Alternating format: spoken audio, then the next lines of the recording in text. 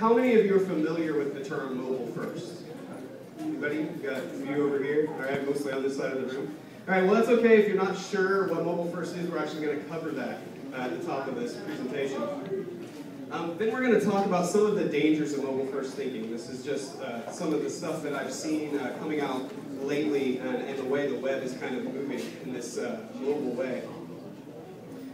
Then we're going to take a look at how we should approach mobile, and finally some of the challenges of doing that, and a challenge for you guys to take back to your work and what you do. So first off, what is mobile first?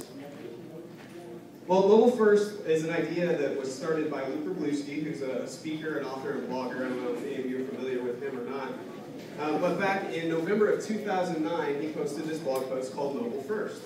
And he started to notice a few things. He's really great with data and numbers on his blog. And these are numbers from back in 2009, just showing that more and more users are engaging in a mobile way than they are in a desktop way. Actually, some of these numbers, this stat by the end of 2011, that actually happened last year, where smartphone sales surpassed PC sales. So these stats are a little bit old, but this is from his original blog post. So he said more and more users are going to mobile. It's important that we meet them there, or we're going to be behind. So he says we should focus on our mobile designs first, because the constraint of the smaller screen forces us to focus our message, it forces us to focus our layout. It's just better overall to go from the smaller screen to the larger screen than to try to go the other way. He also says that on mobile devices we have all these features that we can take advantage of that haven't been available on desktop browsers and desktop machines. We've got things like GPS that we can access now. We've got things like cameras and microphones that are on most of these mobile devices that desktop devices just haven't had. So this concept has actually gotten quite big. If you Google it, you'll find tons of articles on it. A lot of them are Wroblewski's himself. A lot of them are other people picking up this idea, this concept. He actually has a book coming out on this subject on Wednesday, so kind of timely here. This is one of the A List Apart books, the next in their series here. And even the big guys are picking up this concept. Google is now talking in press releases and in presentations about mobile first. And they're talking about how they're doing everything internally in mobile first. They're thinking about that before anything else. And I think mobile first is great as a design concept. I have no problem with that at all. But I'm afraid that as it starts to take on a life of its own, it starts to become this battle cry that we're saying mobile first, and I think that can lead to some problems. So that's what I want to talk to you about next. I think there's some dangers of mobile first thinking. The first one is that it forces us to focus on a device. We're saying mobile first, and mobile means a lot of different things to a lot of different people. So if I think about mobile, I think about my iPhone. That's mobile to me. But mobile to someone else could look totally different. There's lots of different devices out there that all kind of fall under this category of mobile, and there's even older devices that we might not consider when we're thinking about developing for the mobile web, but people still consider them mobile devices. And believe it or not, there are actually people out there that use a mobile device that's not made by Apple. Who knew? They're out there. And it even gets a little bit stranger. I don't know if any of you have ever seen this happen, but some people's concept of mobile is very, very different from what you might actually think of. I just want to see this guy walk into Panera Bread. I want to know how many trips it takes him. He has to go out to his car and get the monitor, all of that. But another problem with the term mobile and putting it into this phrase that's kind of our battle cry is that we've got this generation growing up now that isn't thinking in terms of mobile. To them, it's just a device. It's just what they use to access the internet. It has nothing to do with being mobile or desktop to them. So the point is there is no one mobile. No matter what the analytics say, no matter what the majority of users are on, there's no one mobile that we can focus in on. Another danger of mobile first thinking is that it forces us to isolate our websites. This is bad. Let me tell you what I mean. It's bad technologically because all the way over here we have our mobile version of our mobile version of our website, and then all the way over here we have our desktop version of our website. So technologically we have these separate code bases now. And we might have separate teams working on it. We've got a team working on our mobile site. You need to talk to the mobile team about that. Or you need to talk about getting that on our desktop site. So this is twice the work. And things can get out of sync. If you add a feature to mobile and you forget to add it to desktop that really should be on both, that's a problem. And this doesn't scale. What do we do when a new device comes out that we can't really categorize as mobile or desktop? Do we create a whole new website ipad.yoursite.com. That doesn't make a lot of sense. But beyond the technology, it's bad for our users. And I've got some illustrations here for you called the dangers of isolation, the perils of isolation with some of Alexa's top 100 US sites. So first up is VerizonWireless.com. I actually pulled this screenshot on October 6th, so that was 2 days after the iPhone 4S was announced. People are flocking to pre-order these things. I think they sold like 1 million in 24 hours, something like that. So obviously, definitely the hot thing that you want to have on your homepage if you're selling mobile devices. Well, I pulled up their mobile site the same day, actually a few seconds after I pulled up their desktop site, and things looked a little funny to me. They looked a little off. This ad looks similar, it was still a white iPhone, but I clicked on it just to be sure. And this is actually the Apple iPhone 4, the previous generation. So because of the device I was on, I actually got completely different content.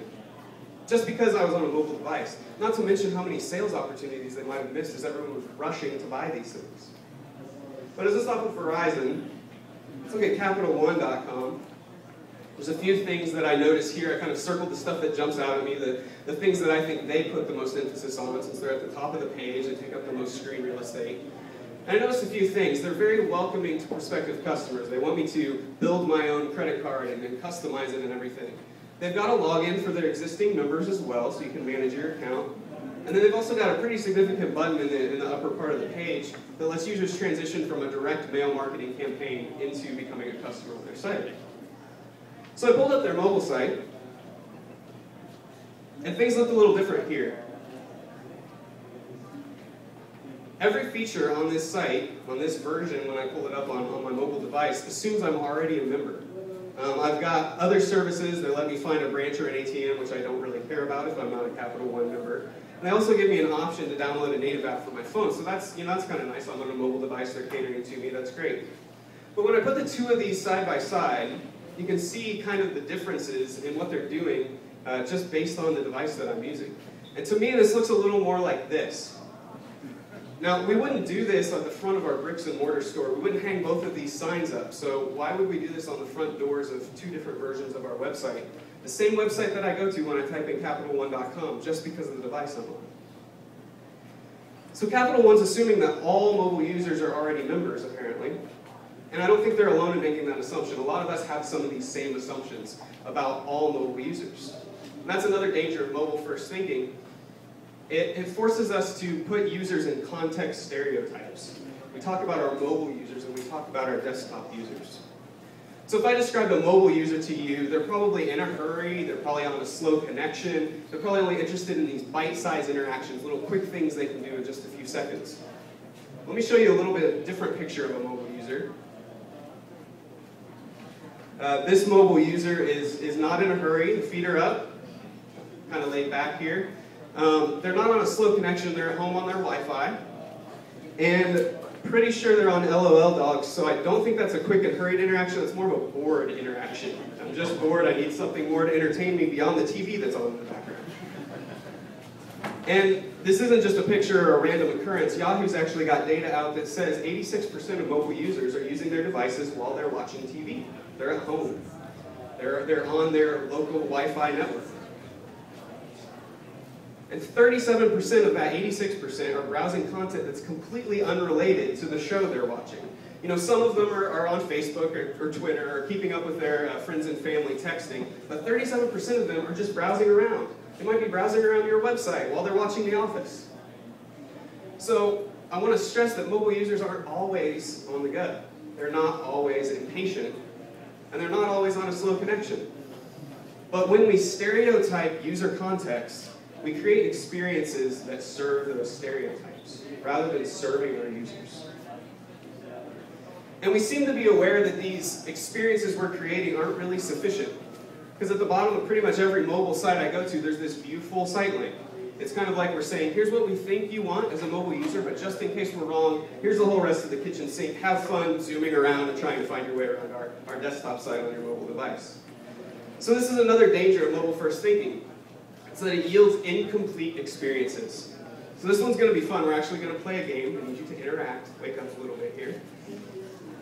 So we're going to try to make a purchase on Walmart's mobile website.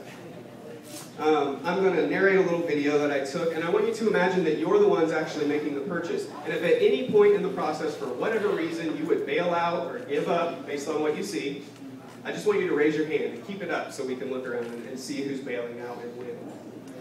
So let's dive right in here. I'm going to pull up Walmart.com on my mobile device. All right, we got some Walmart pages in there. Great. You see, I got redirected to mobile.walmart.com. Now I'm over on their mobile website. But I want to try and give them a fair shake here. I'm going to pick the thing that they put at the top of the list, the thing that should be super mobile optimized, ready to go. We're going to choose their value of the day. We need to grab it before it's gone. So now we've got a stroller bundle for kids. Got a few more hands up. You don't like this stroller bundle that's available. We're going to choose the options because that seems to be the biggest call out that we have here. So I'm going to hit that and, we got a lot more hands up there. I got redirected to their desktop site. I try to go back, but I can't because they actually opened it in a new browser window. All right, look around. There's a lot of hands up in the room here. All right, I'm going to put us out of our misery. Don't worry. All right, so I actually went along a lot longer. I thought you guys would pull out on me. You really want this stroller. So this study by e-commerce agency Screen Pages, they looked at 1.5 million users and 30 non-mobile optimized e-commerce sites. And they found that whatever the conversion rate was on the desktop version of the site, if you took that version of the site and put it on your mobile device, your conversion rates would drop 41%. So that means if your desktop site's converting at 25% on average, and you bring that same site over to a mobile user and expect them to pinch and zoom and move around on their mobile version of the site, you're only going to get a 15% conversion rate. And that's because of what we just saw. The mobile users don't want to jump from a mobile optimized experience to your desktop site. They don't want to hit that viewful site link. So the dangers of mobile first thinking are that it forces us to focus on a device. It causes us to isolate our websites, it leads to user context stereotypes, and it yields incomplete experiences. So that brings me back to the title of my talk. It's that mobile first is kind of this battle cry, is kind of this way we should devise our mobile strategies, really isn't enough.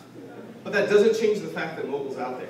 We have to have some way to handle this. We've seen that users don't want to just use your desktop site on their mobile device. So what do? Well, I think we should go back to what we've always done. There was never really a desktop-first movement. It was always about the experience. And I think we should focus on the experience first. So what do I mean by that?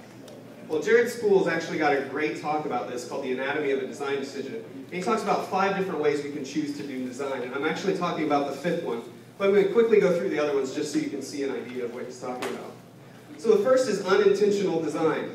I don't know how many times you've seen this installation page where you have to make a choice, but you can't really make a choice.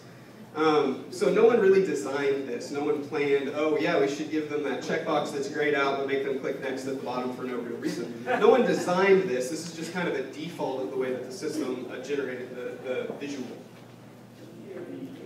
We also have self-design, and Jared Spool points to 37 Signals. They're a company that builds software that they like. They sell it to other people who also like it, but they build software for them. They're not really that interested in catering to a user that wants a specific feature. If they like the feature, they might add it. If they don't, they probably won't. And if you're unhappy with that, they really don't care. You can go somewhere else. But it really works well for them because they happen to have a lot of people who like their design and like the way their software works. So that's self-design. There's also genius design, and this is design when you don't really have to do a lot of research because you're an expert on something. If you really know your way around higher education, or you really know your way around healthcare, you can probably design sites like that in your sleep because you've either done so many of them already, or you've just really experienced at designing sites in that particular niche. So that works well if you focus on a specific category. The next step up is activity-focused design, and this is the one that user experience professionals like me love because this is where we get to geek out with our usability testing and our paper prototypes and our personas, and we collect all this data and we research our users and we put them into categories. We figure out what features they want, what features they don't need. We cut everything out, make it super simple, and we say, here is the UI that you need because we've determined this about you as a user. Does that sound familiar? I think we're kind of stuck in activity-focused design when it comes to a lot of our mobile websites. We're trying to pick and choose what features do we want to provide to our users because we think that they're a certain way, when we've seen that some of our assumptions about users really aren't true. So Spool talks about experience-focused design, and he talks about how experience-focused design looks at discrete activities and all of the things that happen in between those activities. It's not about the features that you have on your site. It's also about what that user is doing before they interact with that feature. It's about what they're doing after they interact with that feature, how they're chaining those different things together, and it's about providing an entire experience for them that encapsulates everything they're doing with how they're interacting with you and your website. So we're all the way back out here at experience-focused design, and that's what I want to talk about. So how does this apply to mobile? Well, let's contrast this with mobile-first thinking. So in mobile-first, we're focusing on a device. In experience-first, we're focusing on an experience. Okay, so it forces us to focus on the experience. So rather than being concerned that it works on a particular device or that we have a mobile site or a desktop site, we're focusing more on just making sure that the experience is there. I don't know how many of you are familiar with the BostonGlobe.com redesign that just happened a few weeks ago. This is the product of a guy named Ethan Marcotte and the Filament Group worked together with the Boston Globe to create a site that has a responsive design. This just means it can adapt and it really doesn't care what kind of device you're on. It's still going to serve you the same content and you're still going to get a very similar experience no matter what device you're using. They've got a great video out on Vimeo that I encourage you to check out. Don't worry if you can't read that. These slides are already up on SlideShare on my website, underthebedstudios.com, if you want to check those out later. But their video shows all the different, there's a pan over of all these different devices that they're testing on. And they're testing just to make sure that that experience stays the same no matter what. They're not concerned with targeting specific devices. They're concerned about preserving the experience. And so when mobile first causes us to isolate our websites, experience first really encourages this common experience, and what I mean more specifically, more practically, is that there's one set of URLs. So unlike what we were talking about where we have this mobile.yoursite.com where we have this separate location and it's kind of like this back door into your experience, and if you want the full site you have to go around the front, it's really all about getting rid of those M dots and those mobile dots and those yoursite.com/mobiles and just getting back to one common set of URLs. And I think this is pretty good for another reason. I'm not a marketing guy, but it seems that we put a lot of links out there in a lot of different ways. So let's say you're a user and you send a link to a friend or you tweet a link to a friend and it was something you saw on the desktop version of someone's website. Well, that user sees it on their mobile device, they click on it, and then they get redirected because that page doesn't exist on the mobile website that they're viewing it on. Then they have to pinch and zoom around the desktop experience, or maybe that link doesn't exist at all and they get a 404 if their mobile site's totally different. So I think it's best that we have one set of URLs that we can refer to for all of these different reasons. So when mobile first leads to user context stereotypes, experience first leads to context-aware dynamic experiences. $5 words there, sorry about that.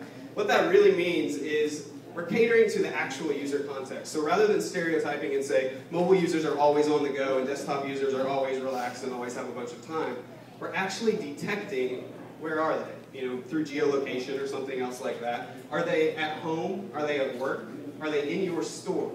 If a user was inside your bricks and mortar store, how would you change your website to cater to them?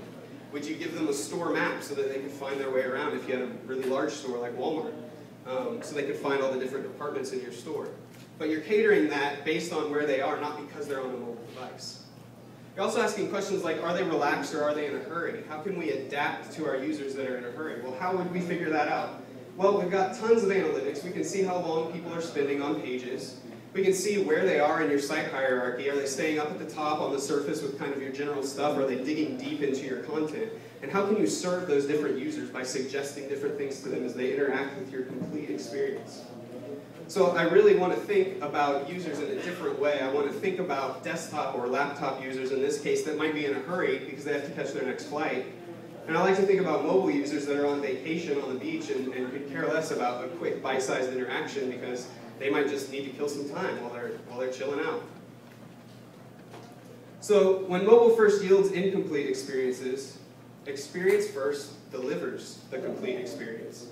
So I want to turn back to the Alexa Top 100 here and point out a site, ehow.com. This is their desktop version of their site.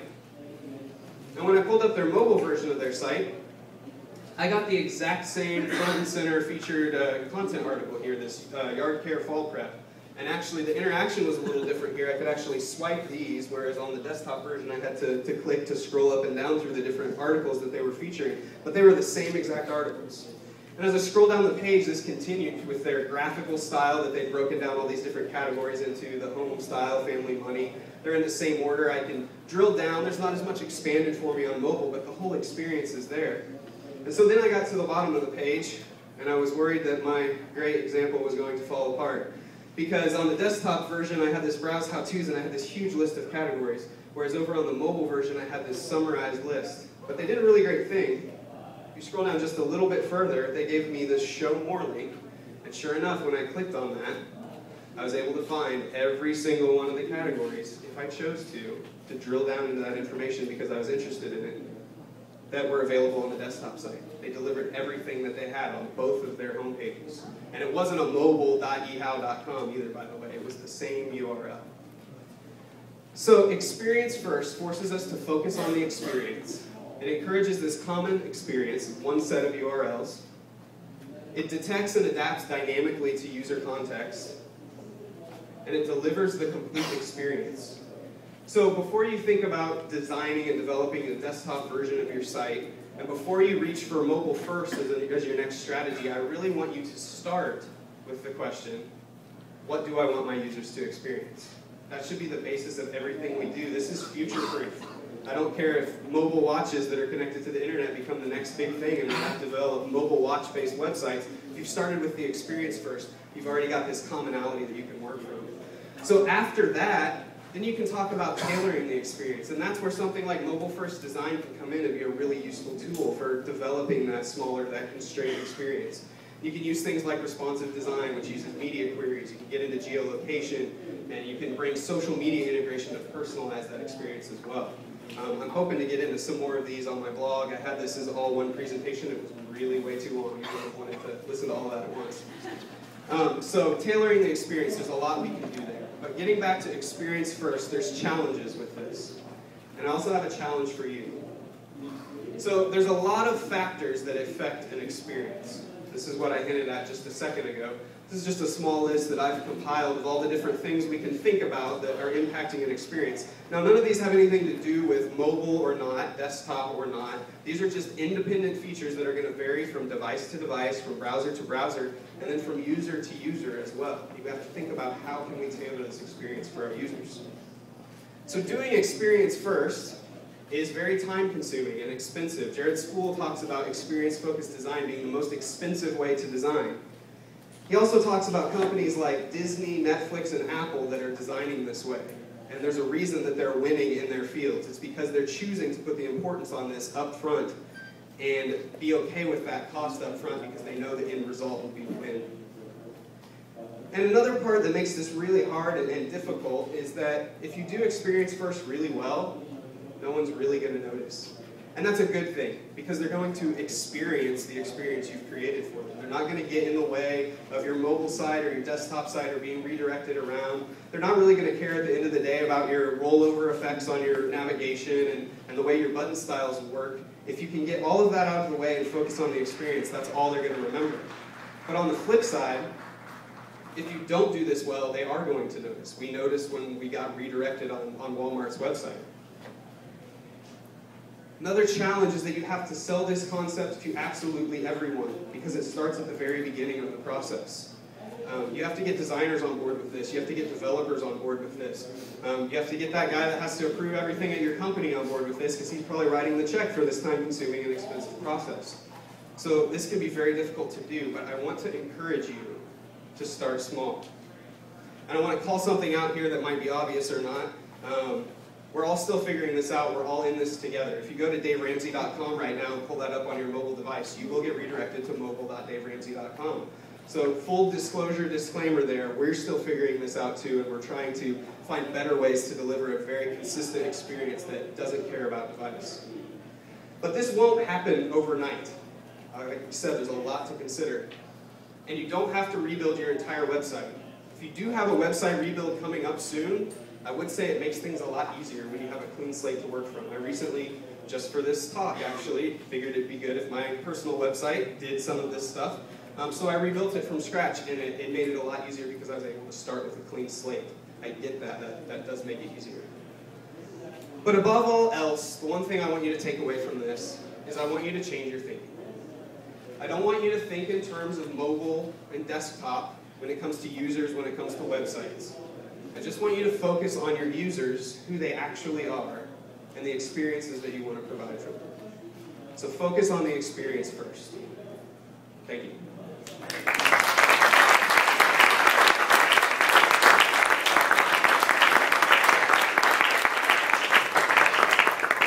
I put some resources up here if you want to get into some of the practical of how to do this. There's Mobile First, and there's a book coming out next week, like I said. Ethan Marcotte has been doing responsive web design if you're interested in how to make your site dynamic and adjust no matter what device it's on. There's also pragmatic responsive design, which I found in my research for this talk, that Stephanie and Brian Rieger are looking into. That's how you can have all the really coolness of the responsive web design with none of the performance loss that you get by just doing that on the CSS side. So it gets a little more technical there. And also, if you're doing presentations, check out Flickr, because there's some really cool, Creative Commons photos that you can use for your presentations. A few quick thank yous. I want to thank the Dave Ramsey web team. I couldn't ask for a better group of guys to work with day in and day out. They challenge me, and we challenge each other. It's a really great environment. Modern Nash is one of my clients here locally with Under the Bed Studios, and Nick, who couldn't make it here today. He lets me just kind of run with whatever I want on his website, which is great because I get to experiment and play around with lots of these ideas, so I wanted to thank him. I want to thank Luke, who's actually here from Foxy Cart. He spoke at BarCamp last year, really encouraged me and inspired me to speak here this year. And I want to thank my amazing wife, Sarah, for sitting through this presentation I don't know how many times and helping me critique and get better, and just for everything that she does for me. So that's my talk. Does anybody have any questions about anything that I covered? I want to get into any of the specifics. The presentation is on underthebedstudios.com. There's a link to SlideShare there. Yeah? Let's just say you want to sell this to your project manager. Yes. Because that whole pricing thing. Yes. Get it from the start. That's the biggest problem for me as a developer. It's like I see this time paying for it, but nobody has the budget. Sure, sure. I guess maybe I'll link your stuff, like the examples of like the best way to sell this to your boss. The best way to sell it. Sell it is definitely something that I'm working on too. I would say that, why I'm here. I would say that if you can find that smaller project where maybe there is a little bit more time and you can bite off a little bit extra, that would be a good place to try one of these things. And don't try to adapt and cater to everything all at once. Maybe just try a responsive design. It can be something as simple as converting your CSS from being pixel-based to percentage-based, so it can at least get fluid. That's a really small thing that you can do that helps take you the next step in the right direction. You don't even have to add media queries, but just switch to a fluid layout if you're not already there. Does that make sense? Yeah. Now, as I said, that eHow is actually a really great example. Yes. Because, I mean, they're big and they're doing it well. Yeah, they've got a lot of content to manage, a lot to consider, and they're providing the whole experience. I will say one disclaimer on eHow. I pulled it up on my iPad, and it's a little wonky, so I don't know if they're working on that. But they're mobile responsive and their desktop responsive are really great. Anybody else? Yeah.